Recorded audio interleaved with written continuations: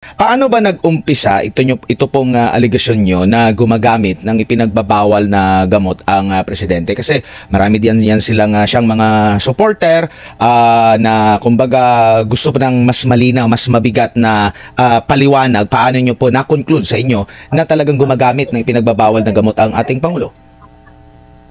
Katulad ng mga sinabi ko sa nakakaraang interview, ako po nung nagpahaging o nagparinig si Pangulong Duterte, actually nagalit po ako doon bilang isang supporter. Akala ko po noon, nung sinabi ni Pangulong Duterte na may isang presidente, may isang presidentiable na bangag, akala ko ay black propaganda lamang. So bilang syempre supporter ni Marcos Jr., during that time, magagalit ka talaga kasi sinisira lang. Hanggang sa dumating na po yung Abril ng 2022, nung ako nga po ay umuwi sa Pilipinas, kasi gusto ko nga ma-experience itong clamor ng tao, talagang yung hype na wow, ang saya-saya, dahil totoo namang maraming sumuporta nung time na yon. So umuwi po ako mula dito sa Amerika, bumalik ako ng Pilipinas, at talagang nakita ko naman yung pagmamahal ng tao. Pero habang nandyan po ako sa Pilipinas, marami na akong narinig malapit sa kanila, kaibigan, o iba, kamag-anak pa nga o mga artista, lahat halos nang nakasalamuha ko, mga sinasabi nila na si Marcos Jr. ay sumisinghot ng pulburon. Hindi pa rin po ako convinced noon. Pero mayroong isang nagpakita sa akin na kaibigan nila, actually business partner, ng isang lumang litrato nung kabataan pa ni Marcos Jr. na isang litratong yon, kung isa sa larawan ko, session nila, may inuman, may pulburonan, pero dun sa litratong yon, hindi ko nakita na si Kuting ay sumisinghot. Bata pa siya noon. Magulo lang po yung picture. Pero ang explanation sa akin nung may hawak ng picture na yon, kasi through phone lang ginanon niya sa akin, for my eyes only. So sabi niya sa akin, Maharlika, ito si Kuting talagang gumagamit yan, si Marcos Jr. Pero sabi ko, diba, Maharlika, marami namang mga negosyante o mga matataas na tao na gumagamit itong illegal na substance na ito, pero nagpa-function sila. So during that time, ayaw kong kumbinsin yung sarili ko na okay yun. Na ibig sabihin na parang bilang isang supporter, ayaw kong parang tatahimik na lang na okay lang na kahit nagpupulburon. Parang dun sa mga tao na kasalamuha ko, parang really, normal lang sa isang tao na porket Marcos or siya ay dating senador o kilala, okay lang na nagpupulburon siya. So doon nagkakaroon na po ako ng yung ganon, parang tama ba itong sinuportahan ko? Hanggang sa mga kababayan, that was April, no? Bumalik po ako April, May, umuwi na po ako ng Amerika. So 3 weeks na ako nag-stay. So hanggang nag-inaugurate na nga siya, inimbitahan ako ni Lisa Marcos, yung sinasabi kong ahas at national problem, siyang punot dulo ng kahirapan ninyo kung bakit nagkakaganito ang bayan natin ngayon. Inibitahan niya ako sa inauguration at pumunta naman ako. Doon, during that time, ang dami kong, wala, talagang non-stop po ang pakikipagsalamuha ko sa iba't ibang mga tao na mga supporters ni Kuting, mga kaibigan ni Kuting, kamag-anak ni Kuting, o ni Marcos Jr., mga palangga. So, paulit-ulit kong narinig itong nagpulburon siya. At forward na, kaya din ako,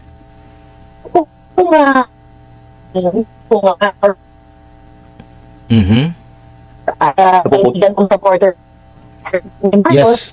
Oo. Maharlika, medyo napuputo lang. Parang sinasabotahe tayo. Ayan, sige. Paulit nga, Maharlika.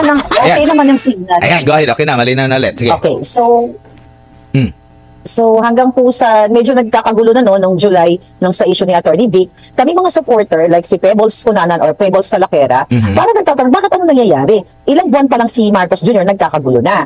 So may mga differences kami na mga supporters. So sabi ni Mother Pebbles, sabi niya, Maharlika, may expose ako, may papasabugin akong bongga-bongga. So, hindi ko pa alam during that time. Kaya tinext ko si Senator Amy sana para awatin si Pebbles. Sabi ko, Senator Amy, si Pebbles may papasabugin daw na bonggang-bongga. Ang respond po sa akin ni Senator Amy, ano yun, Maharlika? Yun bang pagpapabili ni Lisa ng pulburon? So, nanggulat po ako kasi wala naman akong minensyon na Senator Amy, si Pebbles may papasabugin na si Marcos Jr., yung kapatid mo ay nagpupulburon. Wala po akong minensyon. Coming po yun kay Senator Amy na sinabi niya, si Lisa ba ang inuutusan si Pebbles na bumili ng pulburon? So doon ko po na-convince ang sarili ko na, thank you so much. So doon ko po na-convince ang sarili ko na, ay, confirm na. Kasi wala naman ako binanggit kay Senator Amy na about pulburon. Yun ang sinabi niya. So doon po ako hindi ako nagbuo ng kwento. Kumbaga napagtagni-tagni ko yung mga nakuha ko nung April, nung inauguration time, nung nandoon ako, at sa statement ni Senator Amy. Kaya kumbinsido ako na may pulburon. alamin natin muna sa lahat po ng mga bago lang kakatunin ngayon, bago lang kay Maharlika, itatanong natin sa kanya paano ba nag-umpisa ito dahil ang alam natin talagang avid, talagang loyalista itong si Maharlika. At makakasama natin ngayon siya, attorney live, si Maharlika all the way sa Amerika. Maharlika, magandang umaga dito sa Pilipinas. Kamusta dyan? Hello, magandang umaga Pilipinas. Magandang umaga Attorney Rolex and Admar at syempre sa akon mga kasimanwa dira sa Bisaya, sa Iloilo, sa Capi, sa tanan nga mga nakaintindi sa akon. Maayong aga sa inyong mga tanan. Ari ko diri mabuljakan na kita. Ayan, at syempre sa aking mga palangga, mga palangga nga OFW. Ay, magkakaintindihan kayo ni Attorney Rolex, taga Iloilo din ito, si Attorney Rolex. Kasi Manwa. Tawag dyan, kasi Manwa. Hindi. Gwapo ka, gwapa. Attorney, siguro ikaw na ang unang magtanong para kay Maharlika. Okay, kasi marami tayong nakikinig, marami nanonood dito. So, establish ko lang muna kung sino ba talaga si Maharlika.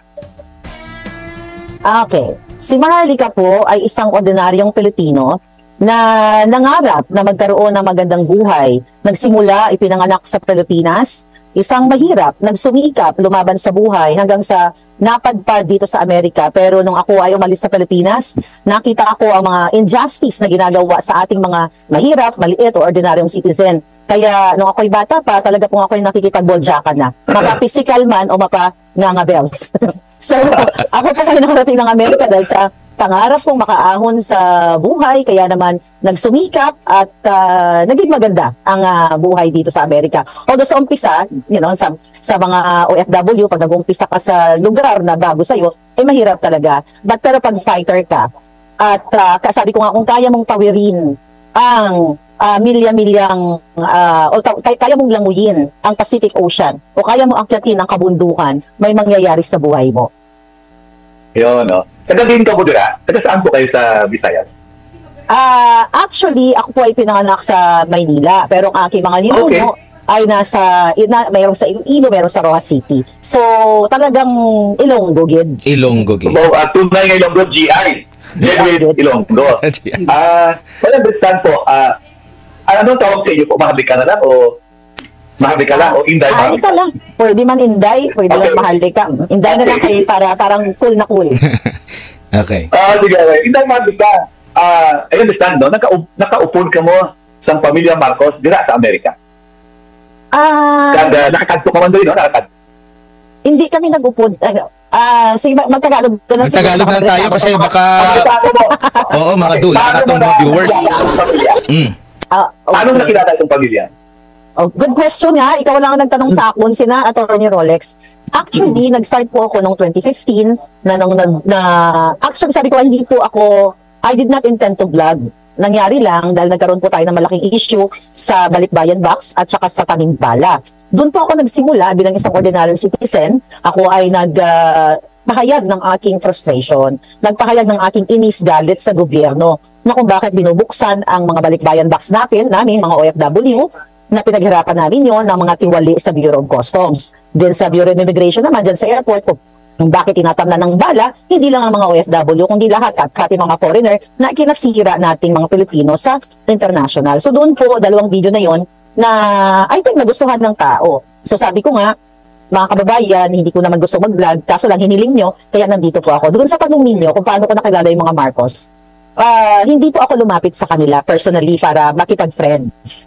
So, noong 2017 po, ako ay minessage ng isa sa mga staff ni Senator Amy Marcos na nagpapasalamat sila sa support ako sa kanila. Hindi naman nila ako inususan na supportahan ko sila. So, nagkaroon kami ng communication na, kasi, Marcos supporter eh. So, na-appreciate naman nila yon. Hanggang sa naimbitahan na ako noong 2017 ni Senator Amy sa Ilocos sa kanyang, kung saan yung kanyang anak ay kinasal noon. So, doon po nagsimula ang talagang para naging magkaibigan kami, nagkakilanlan, dahil na-meet ko in person si Senator Amy. Doon ko rin po na-meet si Lisa Marcos at si Marcos Jr. So, nung time na yon sa araw ng kasal, talagang magiliw itong si Lisa Marcos, na yun pala, budol-budol lang. So, and the rest is history po. Yeah. Okay. Okay, Anmar, partner Anmar, ikaw?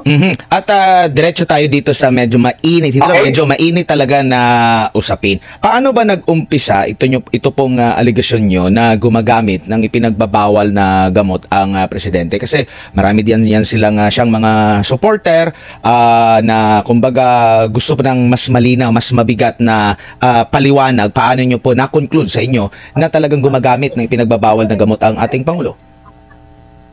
Katulad ng mga sinabi ko sa nakakaraang interview, ako po nung nagpahaging o nagparinig si Pangulong Duterte, actually nagalit po ako doon bilang isang supporter. Akala ko po noon, nung sinabi ni Pangulong Duterte na may isang presidentiable na bangag, akala ko ay black propaganda lamang. So bilang syempre supporter ni Marcos Jr., during that time, magagalit ka talaga kasi sinisira lang. Hanggang sa dumating na po yung Abril ng 2022, nung ako nga po ay umuwi sa Pilipinas, kasi gusto ko nga ma-experience itong clamor ng tao, talagang yung hype na wow, ang saya-saya, dahil totoo namang maraming sumuporta nung time na yon. So umuwi po ako mula dito sa Amerika, bumalik ako ng Pilipinas, at talagang nakita ko naman yung pagmamahal ng tao. Pero habang nandyan po ako sa Pilipinas, marami na akong narinig malapit sa kanila, kaibigan, o iba, kamag-anak pa nga o mga artista, lahat halos nang nakasalamuha ko, mga sinasabi nila na si Marcos Jr. ay sumisinghot ng pulburon. Hindi pa rin po ako convinced noon. Pero merong isang nagpakita sa akin na kaibigan nila, actually business partner, ng isang lumang litrato nung kabataan pa ni Marcos Jr. na isang litratong yon, kung isa sa larawan ko, session nila, may inuman, may pulburonan, pero dun sa litratong yon, hindi ko nakita na si Kuting ay sumisingot. Bata pa siya noon. Magulo lang po yung picture. Pero ang explanation sa akin nung may hawak ng picture na yon, kasi through phone lang ginanon niya sa akin, for my eyes only. So sabi niya sa akin, Maharlika, ito si Kuting talagang gumagamit yan, si Marcos Jr. Pero sabi niya, diba, Maharlika, marami namang mga negosyante o mga matataas na tao na gumagamit itong illegal na substance na ito, pero nagpa-function sila. So during that time, ayaw kong kumbinsin yung sarili ko na okay yun. Na ibig sabihin na parang bilang isang supporter, ayaw kong parang tatahimik na lang na okay lang na kahit nagpupulburon. Parang dun sa mga tao nakasalamuha ko, parang really, normal lang sa isang tao na porket Marcos or siya ay dating senador o kilala, okay lang na nagpupulburon siya. So doon nagkakaroon na po ako ng yung ganon, parang tama ba itong sinuportahan ko? Hanggang sa mga kababayan, that was April, no? Bumalik po ako April, May, umuwi na po ako ng Amerika. So 3 weeks na ako nag-stay. So hanggang nag-inaugurate na nga siya, inimbitahan ako ni Lisa Marcos, yung sinasabi kong ahas at national problem, siyang punot dulo ng kahirapan ninyo kung bakit nagkakaganito ang bayan natin ngayon. Inibitahan niya ako sa inauguration at pumunta naman ako. Doon, during that time, ang dami kong, talagang non-stop po ang pakikipagsalamuha ko sa iba't ibang mga tao na mga supporters ni Kuting, mga kaibigan ni Kuting, kamag-anak ni Kuting, o ni Marcos Jr., mga palangga. So, paulit-ulit kong narinig ito na pulburon siya. At forward na, kaya din ako,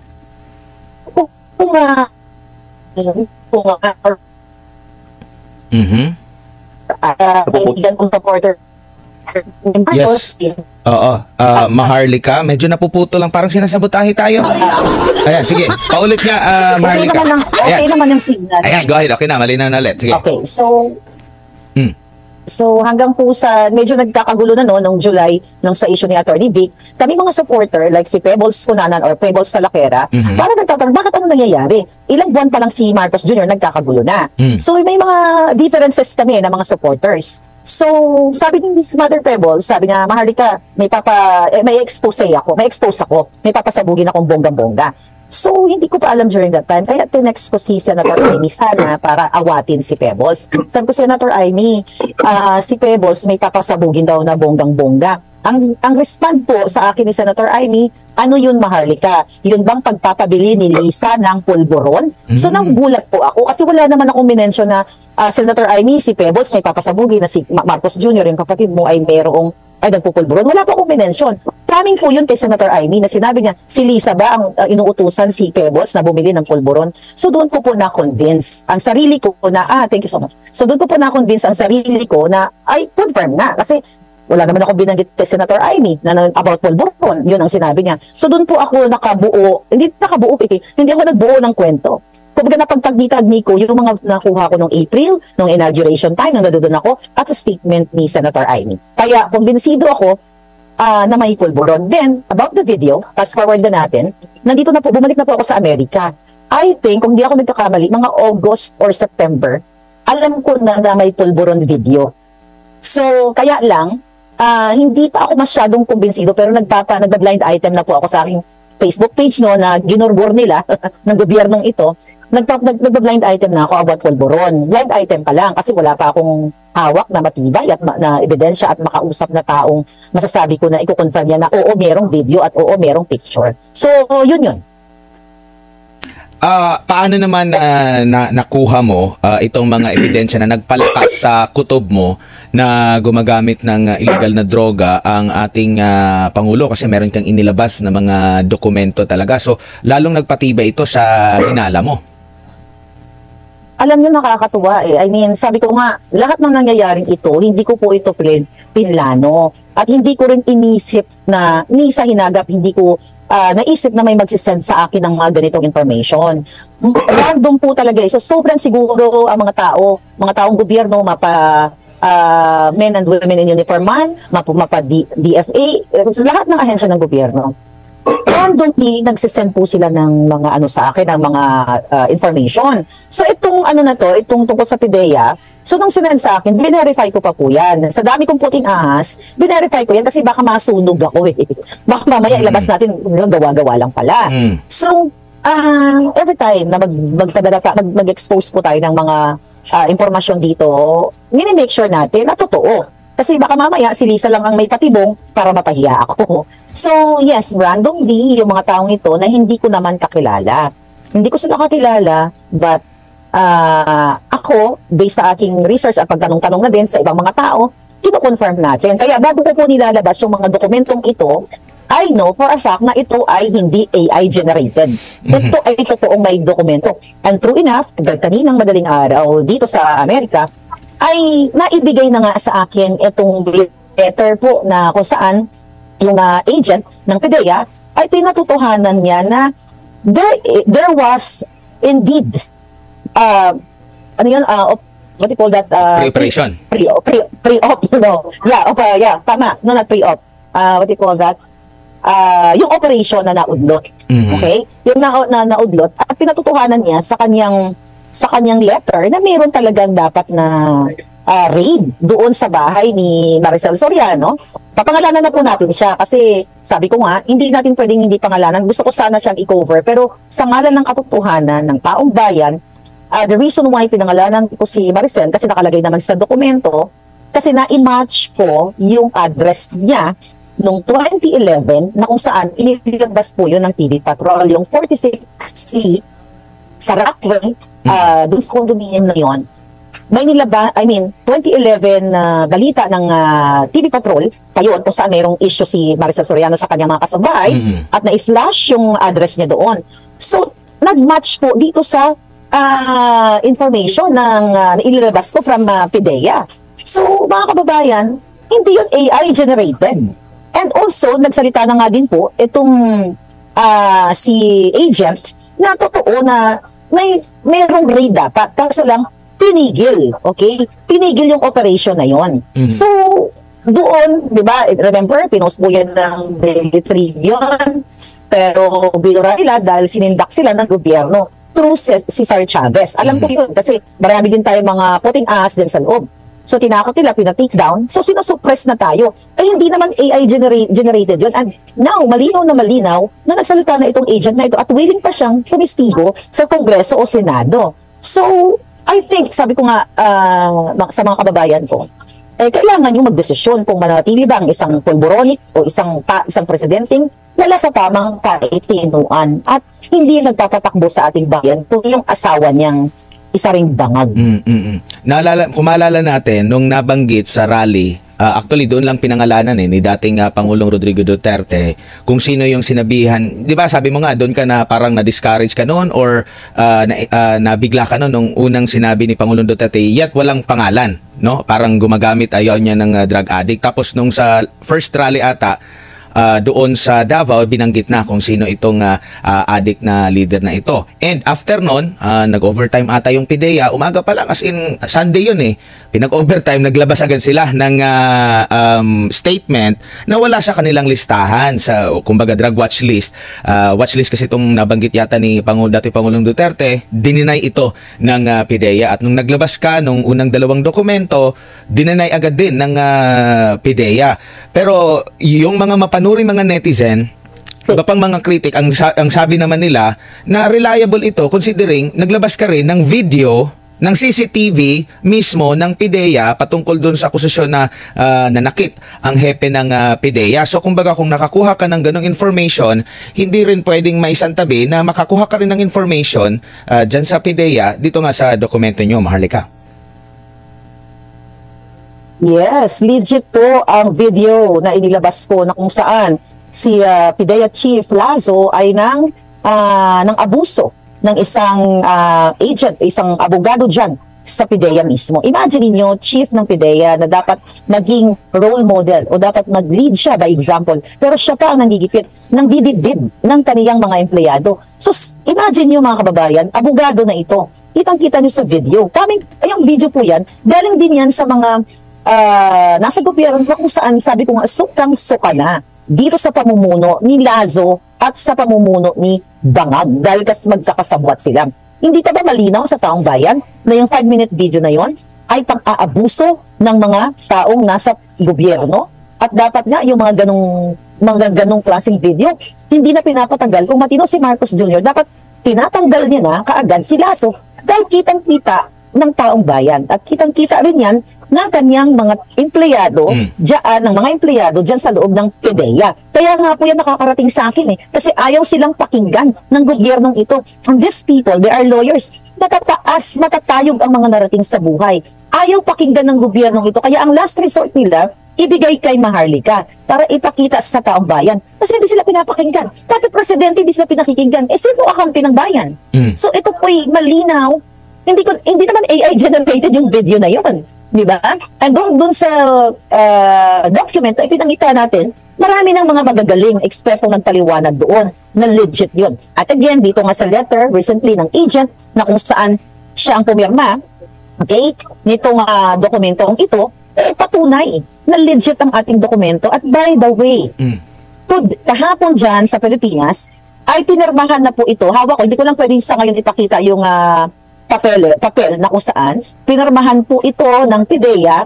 April 7 ay na-receive ng PIDEA yung copy nitong letter ni agent. And also, na-receive na rin po ito ng Senate. So dapat magsalita sila. Hindi sila pwedeng tumahimik at hindi sila pwedeng ibaliwala ito. Ito'y malaking usapin ng 115 million Filipinos na umasa na meron tayong presidenteng hindi bangag, hindi contaminated ng pulburon. Paano mo papatakbuhin ang gobyerno kung ang presidente mo ay isang addictus benedictus, yun nga yung term ko. Paano ka magsasabi na lalabanan natin ang pulburon? Di ba? Paano niya ipagpapatuloy yung laban ni Pangulong Duterte kung siya pala mismo ay gumagamit ito at promotor? Kaya naman, no wonder, during first SONA and second SONA, hindi po niya nabanggit ang usapin tungkol sa pulburon. Naalala ko nga, yun yung hinahanap din ni Pastor Apollo C. Quiboloy, pati yung anti-criminality campaign, kasi yun nga yung isa sa mga needed ng ating bansa na may pagpapatuloy yun. At alam ni attorney anong nangyari doon, merong nagdabog sa studio ng SMNI kasi nga hindi rin niya matanggap yung pagdadabog kaya nandun. Pero attorney Rolex, kilala mo siguro yun, Maharlika? Sige. May tanong lang ako kay Daimatica para sa mga information ng nanonood sa atin. Una-una, mayroong confidential informant, may informant na pumunta doon sa PIDEA. Itong informant, itong siniwala ang nangyari na nakita niya. So, na-interview siya. Kinunan siya ng sworn statement. Ito po i-contain po yan ng pagpunta niya. Ito po sa memorandum dated March 10, 2012. True. Ito po yan, no? Yan. Pinanood ko kasi yung video ni Maharlika kagabi. Thank you. Nabura ko, ginanood niya. Yan. Okay, mahaba eh. Pero may isang pangalan dito nakabura. No?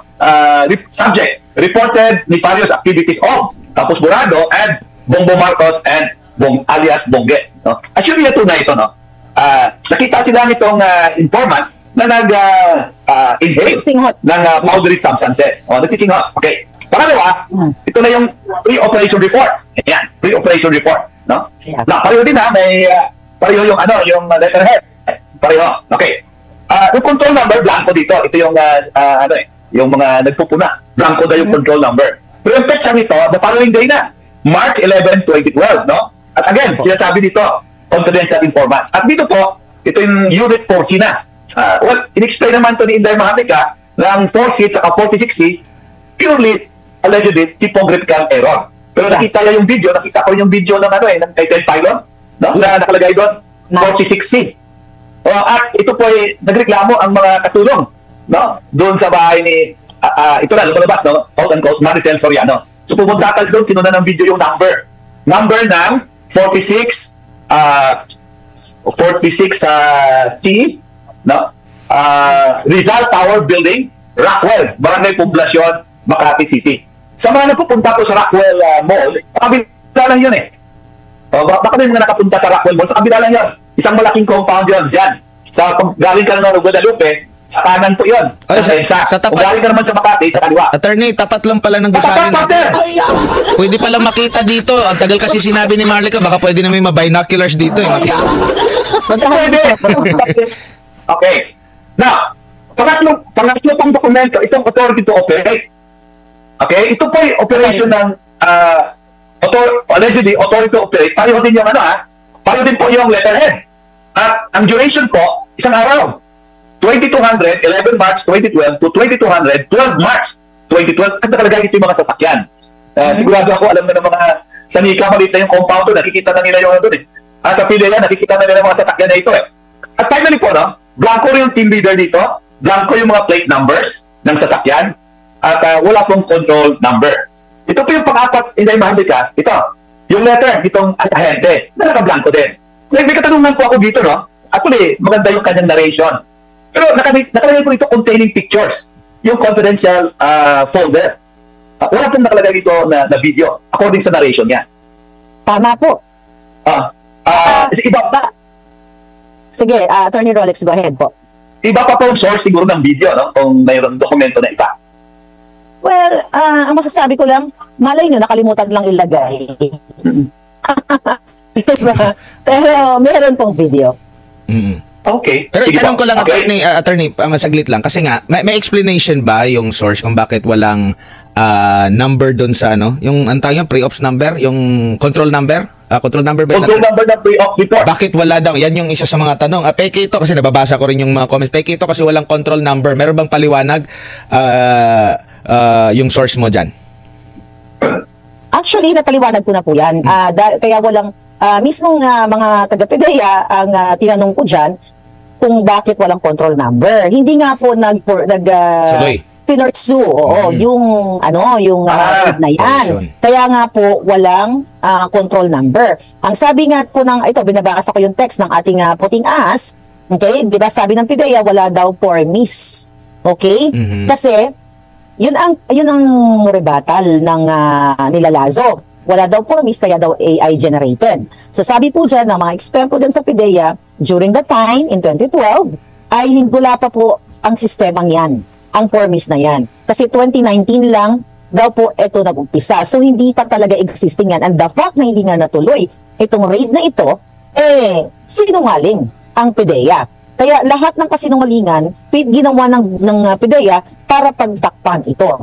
Ang sabi pa nga po dito, during that time, may mano-mano, meaning logbook at compilation lang noong 2012.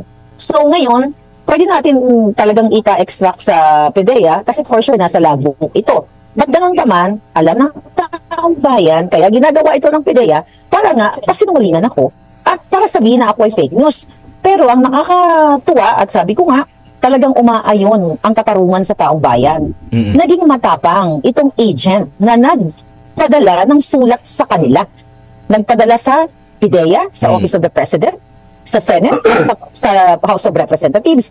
At actually, hawak ko ang copy na na-receive ng PIDEA at ng Senate. Yung sa Congress, hindi ko pa nahawak. And kaya nga nananawagan tayo sa ating, kung alam ko may natitira pang mabubuti sa Congress at Senate. Kung kayo ay para sa bayan, ito yung pinakamagandang ipakita niyo ang accountability niyo sa taong bayan na maging transparent kayo, imbestigahan itong agent na ito kung siya ba ay nagsasabi ng totoo. Kasi malalaman lang natin kung si Maharlika ay nagsisinungaling at itong agent kung nagsisinungaling, kung dadalhin niyo sa dyan sa Congress at Senate para marinig o manpanood ng buong Pilipino. Diba? Para i-counter, cross-contamination. Cross-examine. Yeah. So, i-cross-examine mo siya. Di ba? Ang cross-contamination yung mga nasa Malacanang. Kasi madudumi.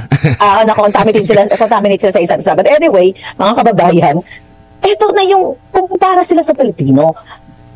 Ang presidente ay pinagdududahan ang kanyang mentalidad, ang kanyang pagkatao na siya ay gumagamit ng pulburon. Para matapos na ito, number 1 na magpulburon test siya. Pero ayaw niyang gawin. Ito, lumabas na yung agent na sinasabi, oo, mayroong dapat na magaganap na raid noong 2012. Kaso lang, may mataas na taong pumigil dito. So ngayon, mga kababayan, kung hindi po ito papansinin o ibaliwala ng Kongreso at Senado, sa tingin ninyo, anong klaseng gobyernong meron tayo? Accountable lang lahat ng sa kanilang sagutin ang reklamo ng taong bayan. Hindi mo pwedeng i-ignore na lang ito. Ito po ay usapin ng 115 million Filipinos na gusto nila ang mamuno sa kanila ay nasa tamang katinoan, hindi bangag. Attorney Rolex, may tanong lang kita, sa presentasyon ba sa ebidensya, kasi naikwento din ito ni Attorney Harry Roque doon sa pagpe-present ng mismong dokumento, kasi sabi nga AI generated, pero ito ay parang extract mismo, hindi ito soft copy, hindi ito yung nasa cellphone lang, kundi ano talaga, kopya ng dokumento.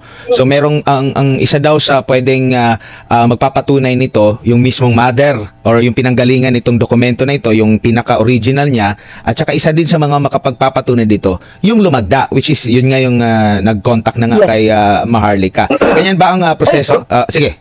I-correct. Yes. Maharlika. I-correct lang kita. Hindi po nag-contact sa akin yung agent. Okay.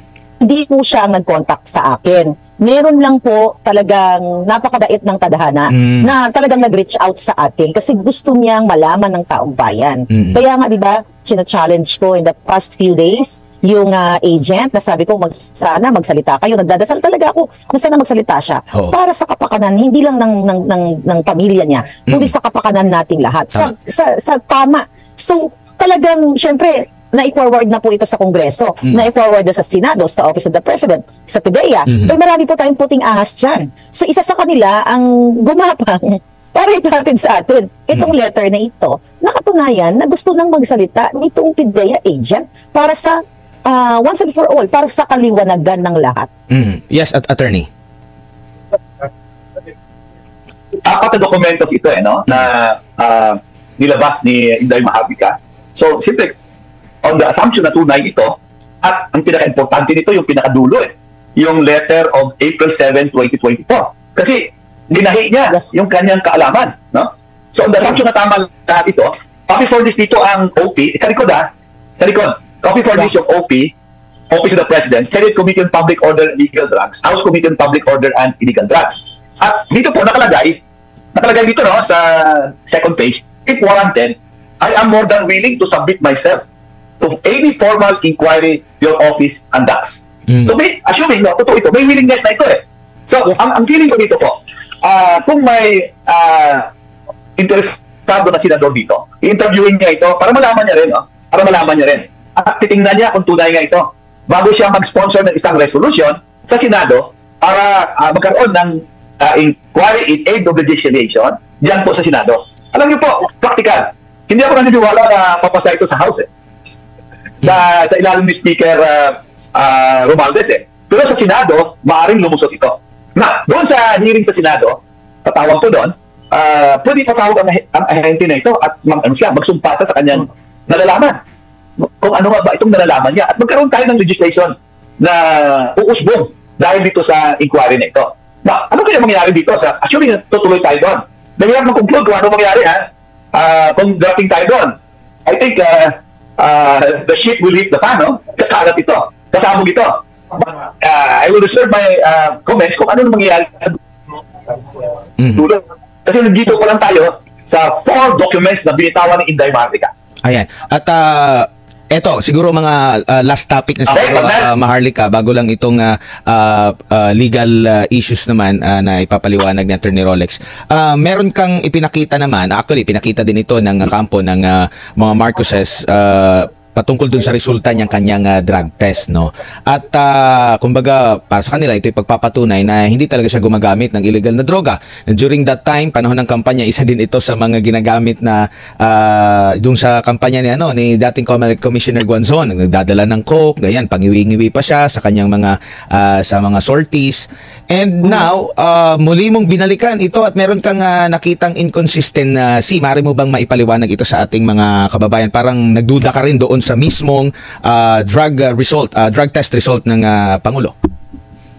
Actually, nakakatuwa dahil na-discover natin ito na yung during that time pala in 2021, November 22, 2021, may isa sa atin. Kahit yung mga dilawan na tinatawag natin na galit noon kay Marcos Jr., ni walang nakapansin dito sa processing time ng kanyang pagtitest. Kasi dito sa transaction date na naipost ko na nga, noong November 22, 2021, sinimulan ang kanyang pagpupulburon test ng 12:15 p.m. At natapos po ito the same day ng 12:17:54. So more than 2 minutes lang. So sa practice po, kahit sa hospital setting o sa mga clinic o sa mga barangay clinic, yung mga simpleng exam lang, wala pong 2 minutes. And mga kababayan, doon pa lang sa preparation, hand washing pa lang eh. Diba? Sa hand washing pa lang, uubos ka ng ilang segundo doon. Diba? So ngayon, mga kababayan, questionable ito. At ito yung tanong. Sige, fine. Nag-negative na si Marcos Jr. noong 2021. At ito ay with more than 2 minutes lang. Eh kung negative pala siya noon, hinahamon siya ngayon na magpa-test siya. Bakit ayaw niya magpa-test kung negative siya noon? Pero ang sa akin lang,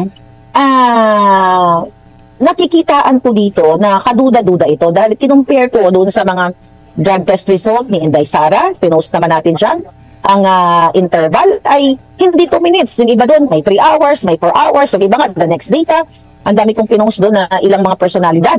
But ganun pa man, sabi ko nga doon sa vlog ko, itong doktor na pumirma, yung head of laboratory at yung analyst, ay dapat kung magkaroon ng Senate investigation, kakalagda rin din natin ito para magpaliwanag sila na bakit more than 2 minutes lang ang processing time from the collection of specimen to documentation and of course preparation ng pasyente. Diba? Yung magpapatest si Marcos Jr. So dapat magpaliwanag silang lahat. Kasi nakakaduda talaga. Ngayon, okay, sige pagbigyan natin si Marcos Jr. Para hindi magduda ang taong bayan, ano ba naman yung magpa-test siya ngayon para matapos na itong isyong ito? Pero, mga kababayan, the more na iniiwasan ng presidente yung bangag, the more na nagkakaroon ng mas malaking problema. Bakit? Kasi yung agent ng PIDEA nagsalita na ngayon. Na totoong may raid dapat, i-raid dapat siya, huliin dapat siya, may pumigil lang. So sa sitwasyon natin ngayon, dahil may mga lumabas na testigo na siya mismo yung nandoon pumirma nitong supposedly raid, ay nagsalita na siya na yes, si Marcos Jr., based dun sa confidential informant, ay dapat i-raid na. So kahit na magpapulburon test siya ngayon, hindi na pwedeng ibaliwala na tapos na. Na dahil nagpagpulburon test siya, okay na. Dapat imbestigahan ito. Kasi panahon to ni Noynoy, sino-sino ang mga taong pumigil ito. Pwede na lang bang ganun sa atin, sa gobyerno natin, na kapag kilala, pag senador, o mataas na tao, o mayaman, kapag involved sa droga, pwede nang pigilin? Eh unfair naman dun sa mga mahihirap na yung iba, natataniman pa nga di ba? Kinukulong sila. Wala pa nga due process, kinukulong na. So, para sa mamamayang Pilipino, at sa totoong tunay na pagbabago ng Pilipinas, kailangan ni Marcos Jr. na harapin ito.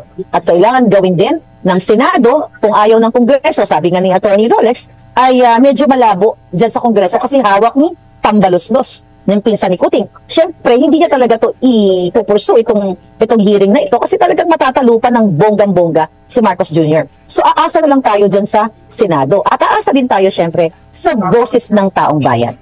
Meron ding sinasabi dito yung mga netizen, yung in-interview daw itong yung unang nag-break, no? balita na nagpa-drug test itong si PBBM. Sinabi daw niya sa interview, di ko lang i-verify pa natin. So, sinabi daw niya doon, umaga daw siya nagpa-drug test. Pero yung nabanggit mo, tanghali na, no? Naganap yung... Sinabi ba niya yun? Sinabi ba yun ang sabi, interview? i-verify ko rin ito. Kasi sa interview daw yun, ni Kato niya, doon niya i-break yung yung nagkaroon siya ng drug test na nag-negative siya. So, tingnan lang natin din ito, no? Sabi ni Jamaica naman ito. Pero sa uli na lang, siguro, ano ba yung paalala mo sa ating mga kababayan? Kasi minsan, nakakalimutan na nila yung una rin, yung kinakaharap ng ating bansa. Meron ka pa bang tanong, Attorney Rolex? Attorney Rolex? Naku po. O sige, Marlica, ikaw muna. Last message mo sa ating mga kababayan. Paano i-handle itong mga ganitong mga pangyayari ngayon sa ating bansa? Alam nyo, mga kababayan, sa araw-araw na ako po ay nagsasalita, nagmumura, pero dito magpakabait ako sa SMNI, baka madagdagan kayo ng punishment. Sorry. Okay. Tama na, sobra na. Kitang-kita nyo na kung gaano kapariwara ang gobyernong ginagalawan natin ngayon. Smuggling, pulburon, bribery, pagnanakaw, lahat ng klaseng pangangamkam, lahat ng klaseng garapal na sasaid ng pera ng bayan, pagtaas ng mga bilihin, pagmura ng mga pulburon. Sabi ko nga, nasa mga kamay ninyo ang desisyon. Kung kayo ba ay papayag na in 4 years, mahigit 4 years, ay pangmumunuan kayo ng isang bangan. Pero ang totoo, hindi naman talaga si Marcos Jr. ang nagdedesisyon, kundi ang asawa niya, si Lisa Araneta Marcos, na hindi lang bribery ang involvement niya. Kasama yung extraction na isa yan sa mga expose ko, na si Lisa Marcos, paninindigan ko na siya po ay mastermind ng pag-extract ng 2 minor de edad sa Turkey, na ngayon, ang mother na yon na inagawa nila ng anak ni Lisa Marcos dahil si Lisa ay nakipagsabuatan sa mga tiwali sa DFA. At grabe itong kasalanan niya sa taong bayan. May mga ebidensya yan. At ang nanay na nandoon sa Europa ay nahaharap sa malaking takot sa kanyang buhay. Dahil itong mga bataan ni Lisa Marcos at mga kaibigan ni Kuting ay hinahanting siya. At si Lisa, ulit-ulitin ko mga kababayan, si Lisa Marcos ang mastermind. Bakit malakas ang loob ko? May ebidensya po. Kaming hawak dyan. Ayan. Maharlika, maraming salamat sa inyong pagtanggap sa ating imbitasyon ngayong umaga dito sa Pilipinas. Uulitin, ingat po kayo.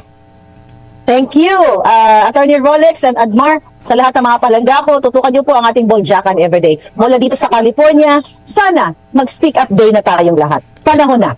Thank you. Maraming salamat si Binibini. Maraming salamat. Maharlika. Ayan, balikan na, Attorney. Sinasabotahe ba tayo? O meron tayong mga... Hindi ko ba alam bakit napupunta ako kay Inday Maharlika. Ito lang na nawala na siya, no? Almost. Meron ka pang idadagdag, Attorney? Sige. Ito pa ako. Sige. Dito sa authority to operate, no? Assuming na tunay ito, no? Nakalagay yung X kasi sa surveillance sa casing. Surveillance sa casing lang. Hindi pa ito raid, no, ha? Surveillance lang ito casing. Kung paano na i-surveillance yung high-end condo na yan, hindi ko alam. Siguro meron sila mga technique how to conduct surveillance and casing. Now, sa letter nung agent, dated April 7, ganun din sinabi rin. Possible casing and surveillance. Hindi pa hindi pa raid. So, ano lang ito, surveillance lang muna. Pero early stages yan ng operations, ng pre-operations. No? Yes, Attorney. Yes. Ano yung tanong? Ano pong katanungan? Ito po yung katanungan, no? Correct ko lang, no? Yung authority to operate po, Inday Maharlika, nakalagay dyan type of operation. Check appropriate box. So, itong operation po, surveillance at casing lamang ito. Hindi po already ito. Okay? Tapos po, dumating sa letter yan, na dated April 7, 2024, second paragraph, sinabi rin, casing and surveillance pa lamang. So, doon lamang sa casing and surveillance, naputol na. Nawala na, no?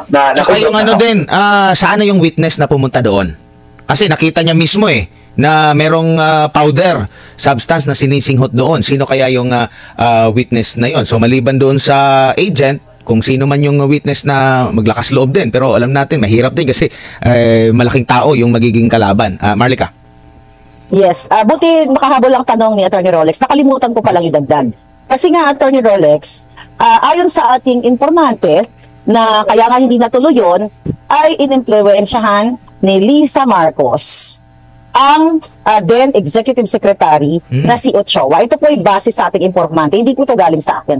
Base sa ating information, alam ng taong bayan na si Ochoa at si Liza Marcos ay magkasama sila sa most law firm. Marcos, Ochoa, Serapio, Tan. So, noong panahon ni Noynoy. So, ito po yung mga kadahilanan based sa ating information na may pumigil na pinakamataas o isa sa cabinet members ni Noynoy. So, paano natin ito ma-clear o ma-confirm kung ito ba yung mga information na nakarating sa akin ay totoo?